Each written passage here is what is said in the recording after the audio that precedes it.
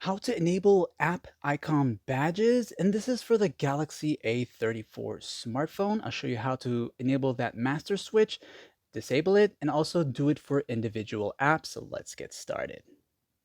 So the master switch for notification badges is available in either the home screen settings or the notifications section. So you can long press a blank area on your home screen like this here, go to where it says settings, and under settings, go down until you see the app icon badges. You can turn it on from here or dive into it and choose the number style badge or simply the dot style badge, which is going to be an orange dot, okay?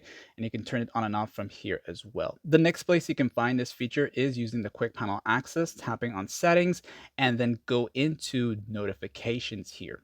Once in the notifications section here, you'll see where it says advanced settings. And under advanced settings, you'll go down until you see app icon badges. Okay, same set of settings.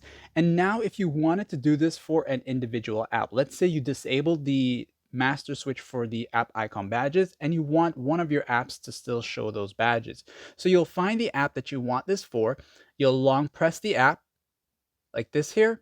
You'll see the app info icon, the circle with the eye. And when you tap on that, you'll see notifications right here. Tap on that one time, this is going to show up for you, and you'll see the badge option here. When you dive into it, you'll see that it's going to say not allowed. If you dive into it or just tap on it, it's going to say allowed. So having it set as allowed means that this app in particular will show the badges, and having it say not allowed means you're not going to get that app icon badge. Okay, like and sub.